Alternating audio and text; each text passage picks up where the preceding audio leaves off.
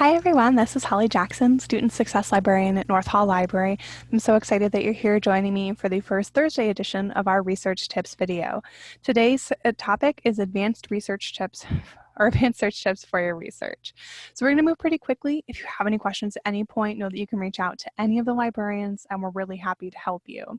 So if we head over to the library's homepage, I'm sure that you're familiar at this point with the article search and our catalog search to find books. And if you go into either one of these and you do a basic search, on the left-hand side, you'll notice what we call limiters. You can limit to things like peer-reviewed journals or the date. My favorite is this limit by subject. We click it, click on show more. These are the most popular keywords that are showing up within your search. You can click on as many or as few of them as you want, and it will help narrow your search. Because I don't know about you guys, but I definitely don't have time to go through thousands of results, and I'm sure that you don't either. So use these different tools over on the side and help yourself as you're narrowing down your searches. You can also go into any of these articles and take a look at the sources that they've used and do what we call mining bibliographies. And you can find sources that you might want to use in your own paper from the sources that you think are most helpful. These are some basic useful tricks. However, maybe you aren't as familiar with things like just one word isn't going to be the best search. Between 2 and 4 keywords is what we found is the sweet spot for searching. So if I were doing recycling and the United States, it's still very broad, but it will help narrow things down versus just doing recycling. So you can play around with those things. And you'll notice that up here in between the different words that you'll type in and is selected, but you can also select or not. And these are what we call Boolean operators. If you look at these basic Venn diagrams here, you'll see what those do. And is searching between the words that you're typing, and that's the default in any search engine, even Google, that you're going to type into. Or is going to search for each of those words separately as well as what brings them together, and that's going to help you eliminate certain areas. So if I were looking at elections, for example, not presidential or not president. You can also create more complex search strings like we see down at these bottom 2 Venn diagrams where we use things like parentheses. When you put multiple words in parentheses like these search strings are doing, the system is going to search for those first. So they're going to look for coping and stress and then weed out trauma. So you can be as basic or as complex with this as you would like, but your Boolean operators are really going to help as you're figuring out what it is that you want to search. You can also do things like use an asterisk. So if I do the root of a word, like in that election example, if I did president with an asterisk, it'll weed out president and presidential, and then I don't have to do 2 separate searches for those.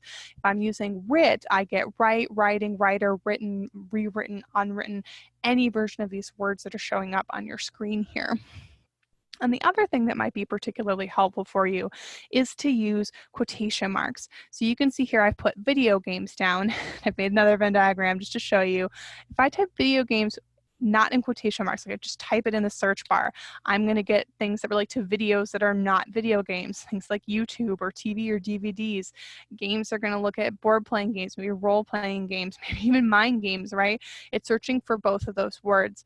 If I type video games in quotation marks, it's treating it like a phrase. It's looking for those words exactly right next to each other. So let me go and show you what that looks like in the system.